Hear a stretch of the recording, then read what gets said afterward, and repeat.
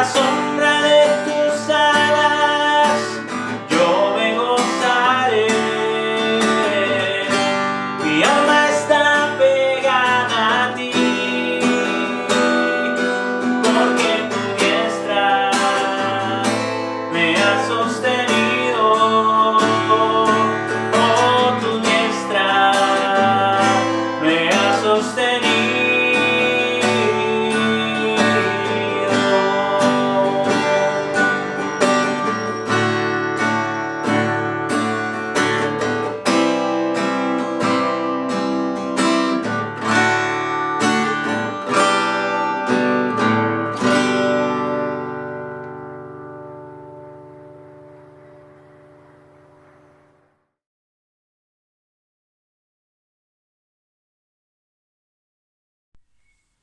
Amados hermanos, que Dios les bendiga, es nuestro deseo y nuestra oración. Una vez más, seguimos con este estudio de la carta de Pedro, primera de Pedro, en la cual estamos enfrascados hace tiempo, hasta llegar hasta terminar esta carta maravillosa, extraordinaria. Estamos inmersos en el capítulo número 4, y si recuerdan, en la clase pasada, estuvimos tocando en el capítulo 4, el versículo número 12, y hacíamos una unión de este versículo con otras palabras que habíamos comentado también del mismo capítulo 4. Hoy queremos culminar con la ayuda de Dios este capítulo 4 completo y así poder tener juntos, ver lo que Dios quiere enseñarnos en esta noche. Les invito a orar primeramente para que Dios nos auxilie en su palabra. Oremos juntos. Señor, te damos gracias por tu amor y tu misericordia. Te damos gracias porque tú eres bueno, porque tú eres fiel. Alabamos tu nombre, Señor. Alabamos, Señor, todo lo bueno que eres para con tu pueblo, tu protección sobre tus hijos. Y te pedimos en esta hora, oh Señor, que tú nos ayudes, Señor, a la hora de tener tu palabra. Dios del cielo, que no sea palabra humana, sino la palabra tuya, que salga de tu boca, para edificación de los oyentes. Te doy las gracias, Señor, porque tú permites que tu palabra nos llegue a través de los tiempos. En el nombre de tu Hijo Jesucristo. Amén. Bien, hermanos, decíamos que queríamos culminar con este capítulo 4 en esta hora, y vamos a comenzar a leer juntos capítulo número 4 de primera de Pedro, los versículos desde el 12 en adelante hasta el versículo número 19. Dice así la palabra: Amados, no os sorprendáis del fuego de prueba con que os ha sobrevenido, como si alguna cosa extraña os aconteciese, sino gozaos por cuanto sois participantes de los padecimientos de Cristo, para que también en la revelación de su gloria os gocéis con gran alegría. Si sois vituperados por el nombre de Cristo, sois bienaventurados, porque el glorioso Espíritu de Dios reposa sobre vosotros. Ciertamente de parte de ellos Él es blasfemado, pero por vosotros es glorificado.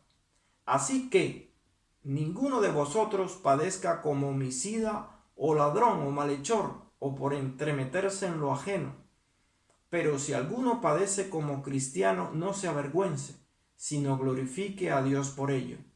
Porque es tiempo de que el juicio comience por la casa de Dios, y si primero comienza por nosotros, ¿cuál será el fin de aquellos que no obedecen al Evangelio de Dios?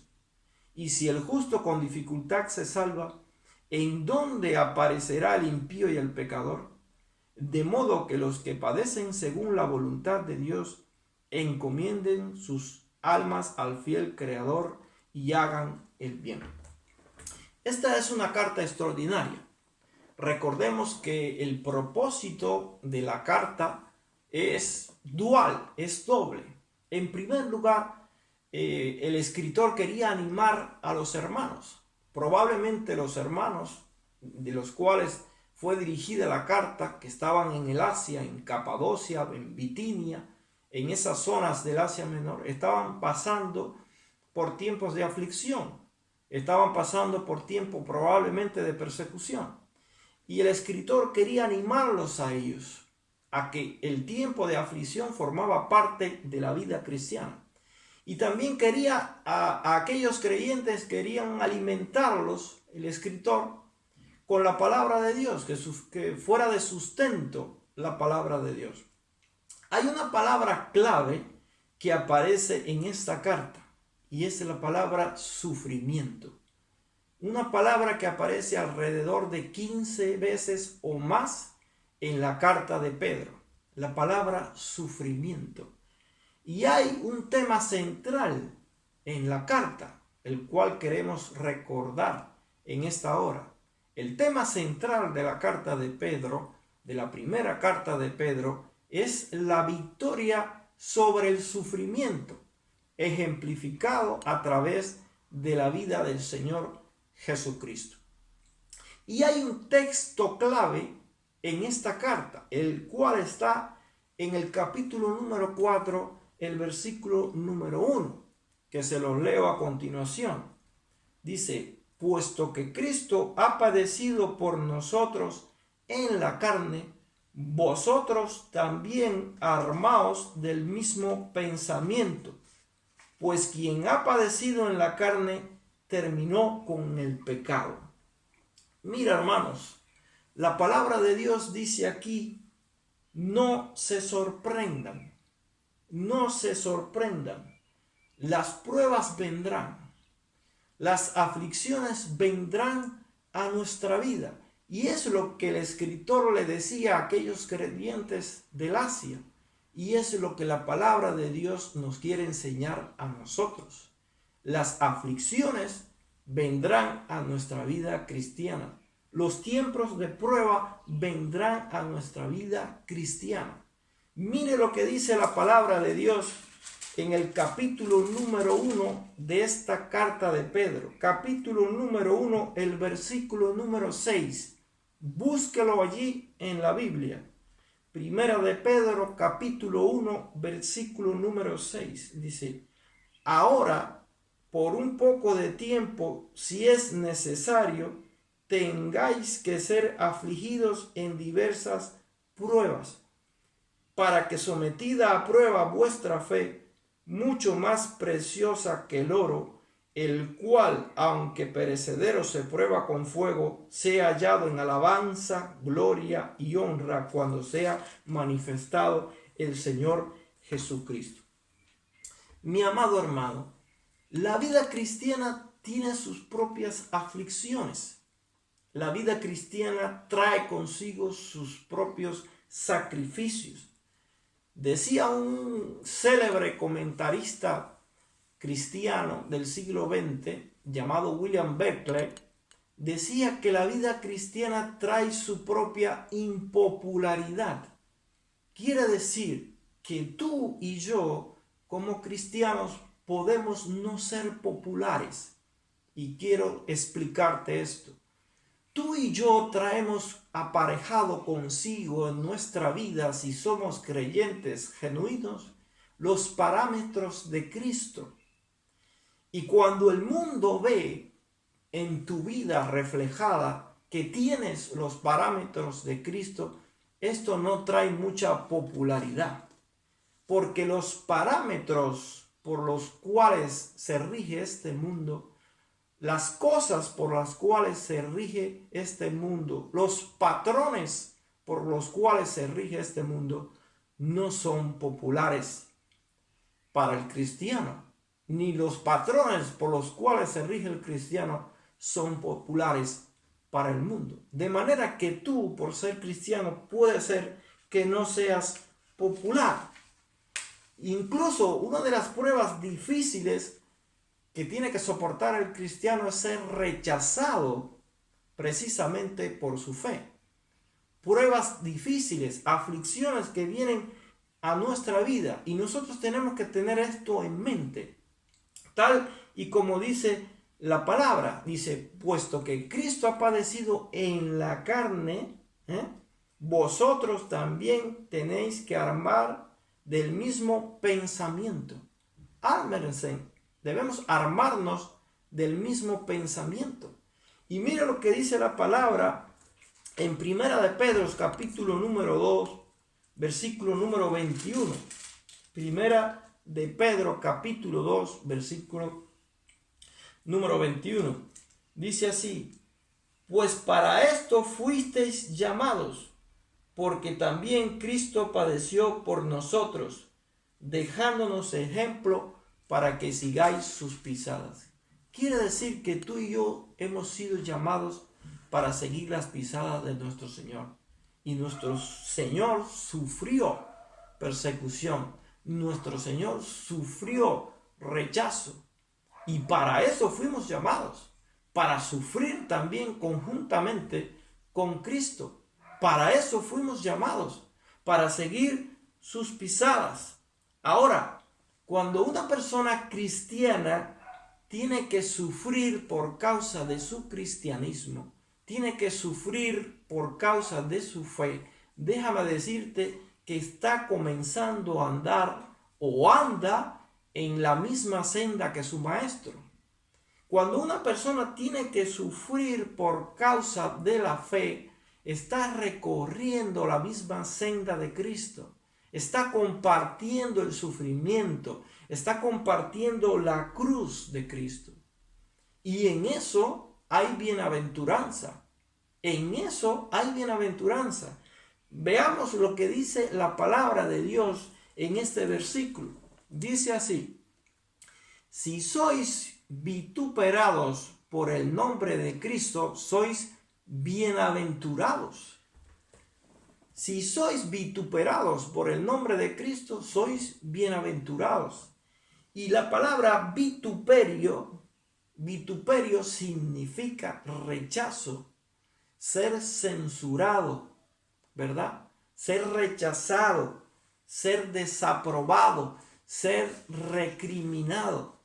De manera tal que cuando tú eres rechazado por causa del Evangelio, cuando tú eres rechazado por causa de tu fe, realmente, como dice la palabra, eres bienaventurado.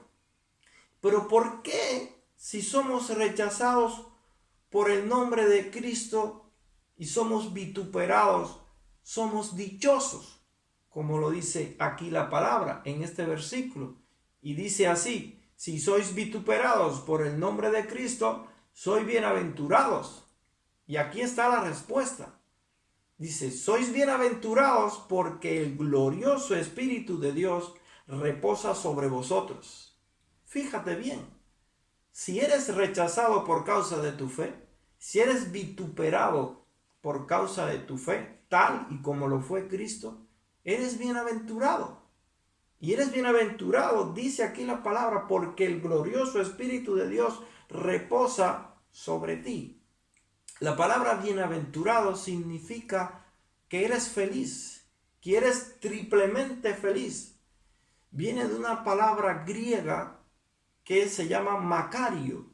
Entonces tú y yo, como cristianos, cuando somos rechazados, perseguidos, censurados por causa de nuestra fe, somos macarios, somos personas bienaventuradas, somos dichosos de sufrir por causa del Evangelio. Mira lo que dice la palabra en Mateo capítulo número 5, versículos 11 y 12. Dice: bienaventurados sois cuando por mi causa os vituperen y os persigan y digan toda clase de mal contra vosotros mintiendo. Dice: gozaos y alegraos, porque vuestro galardón es grande en los cielos, porque así persiguieron a los profetas que fueron antes de vosotros. Ciertamente, por parte de ellos es blasfemado. Quiere decir, mi hermano, que cuando aquellas personas que se oponen al Evangelio, cuando aquellas personas que se oponen a Cristo, que se oponen a ti también directamente, blasfeman, ¿verdad?, el nombre del Señor. Pero por causa de tu fe, de tu sufrimiento, por causa del evangelio, entonces Él es glorificado, Él es exaltado. ¿Acaso te pregunto yo, no fue el Señor Jesucristo rechazado? ¿No fue el Señor Jesucristo vituperado? ¿No fue el Señor Jesucristo un hombre que sufrió en su propia carne el rechazo de la sociedad y de los que le rodearon? Asimismo, tú eres una persona que puede ser vista también con malos ojos por causa de tu fe, que puede ser rechazado, vituperado por el nombre de Cristo. Pero déjame decirte que si tú lo estás experimentando, si estás sufriendo por causa del evangelio, tú eres participante en los sufrimientos de Cristo. Y entonces eres una persona bienaventurada, eres dichoso. Y entonces lo que viene a continuación es lo que dice el versículo número 13, que debes de gozarte por cuanto eres participante de los padecimientos de Cristo, para que también en la revelación de su gloria os gocéis con gran alegría. Estamos siendo perseguidos por causa de nuestra fe. Estamos siendo rechazados por causa de nuestra fe. Sufrimos duras pruebas y aflicciones por causa de nuestra fe. Déjame decirte que si es así, siéntete gozoso. Siéntete gozoso porque hay un gran galardón para el creyente que pasa por ese terreno de la cruz. Yo recuerdo lo que dice la Escritura, que uno de los grandes hombres de Dios que sufrió un gran sufrimiento hasta la muerte fue Esteban. Dice la palabra de Dios que cuando aquellos hombres le tomaron para apedrearle y se enfurecieron en sus corazones, ¿verdad? Dice la palabra de Dios que Esteban estaba lleno del Espíritu Santo y que puso los ojos en el cielo y dice que vio la gloria de Dios y que vio al Señor, a Cristo, junto a la diestra de Dios. Y entonces eso me recordaba lo que dice la palabra en 2 de Timoteo capítulo 12 versículo número 2. Dice que si sufrimos con Él, reinaremos también con Él. Por cualquier cosa que estés sufriendo por causa del evangelio, mi hermano, eso debe convertirse en tu vida en un privilegio, en un motivo de gozo. La cruz es el camino del cristiano. La gloria nos espera, tal como la está experimentando alguien que sufre por Cristo aquí en la tierra. El versículo número 13 dice, gozaos, gócense hermanos, siéntase bienaventurado.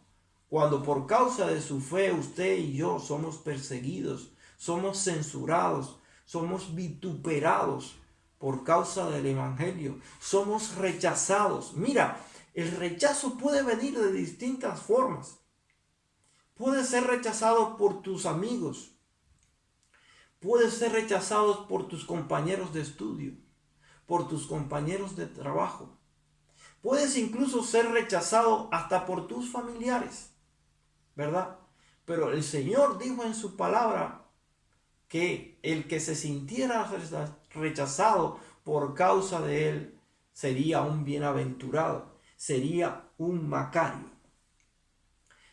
Ahora bien, el versículo número 15 nos dice, así que ninguno de vosotros, dice aquí la palabra, padezca como homicida o ladrón o malhechor o por entrometerse en lo ajeno. Pero si alguno padece como cristiano, no se avergüence, sino que glorifique a Dios por ello. El escritor pasa a decirnos que nosotros como cristianos no debemos sufrir por estas cosas, sino que debemos sufrir por el evangelio. Y él menciona aquí estas cosas como ser ladrón, ¿verdad? estas cosas de ser malhechores por las cuales no debemos sufrir los creyentes, porque nuestra conducta y nuestro comportamiento debe ser otro. Hay hombres que sufren por estas cosas y es porque pierden totalmente la mirada de Cristo y se convierten en hombres que rechazan el evangelio y sufren como consecuencia de su pecado. Nosotros, si sufrimos por causa del evangelio, somos bienaventurados. Dice, si alguno padece como cristiano, no se avergüence, sino glorifique a Dios por ello. Y recuerdo las palabras de Pablo que decía que él no se avergonzaba del evangelio, porque el evangelio era poder de Dios para él. El versículo número 16 y 17 dice así: porque es tiempo de que el juicio comience por la casa de Dios. Y si primero comienza por nosotros, ¿cuál será el fin de aquellos que no obedecen el evangelio de Dios? Fíjate lo que dice la palabra del Señor. El escritor sagrado visualiza que el juicio comenzaría por la casa de Dios. Y está claro que tú y yo tenemos que enfrentarnos al tribunal de Cristo. Un día tú y yo, mi hermano, un día tú también, amigo que me estás escuchando, tendrás que estar frente al tribunal de Cristo. La palabra de Dios lo dice. Segunda de Corintios capítulo 5 versículo número 10 dice: porque es necesario que todos nosotros comparezcamos ante el tribunal de Cristo. Y fíjate lo que dice la palabra aquí, dice todos nosotros. Nadie está excluido de este tribunal. Ahora, ¿cuál es el propósito de este juicio en el caso de los creyentes? ¿Cuál es el propósito de este juicio en el caso de los creyentes? ¿Será acaso para condenación? En ninguna manera, mi hermano. En ninguna manera para los creyentes este juicio es para condenación. El propósito de este juicio, ¿verdad?, es de evaluar en el cristiano las obras del cristiano y por ende recibir las recompensas de parte de Dios y la alabanza de parte de Dios. Dice la palabra que cada uno de nosotros recibirá la alabanza de parte de Dios. Este juicio del cual habla la palabra de Dios es para recibir las recompensas que Dios tiene preparado para ti y para mí, para recibir las alabanzas de Dios, para tu vida y para la mía, nunca para condenación. Porque dice la palabra de Dios en Romanos capítulo 8, versículo número 1, dice, por tanto, oye bien, por tanto, dice, ahora no hay condenación para los que están en Cristo Jesús. No hay condenación para los que están en Cristo Jesús. Esto es una realidad, hermano. No hay condenación para los que están firmes, arraigados en Cristo Jesús. Si tú y yo estamos firmes y arraigados en Cristo Jesús, cuando estemos al frente del tribunal de Cristo, no tenemos nada que temer, absolutamente nada que temer, porque vamos a estar seguros. Ahora, si este juicio comienza por nosotros, ¿cuál no será el fin de aquellos que desobedecen el evangelio de Dios y aquellos que rechazan abiertamente el evangelio de nuestro Señor Jesucristo? Será un fin muy difícil.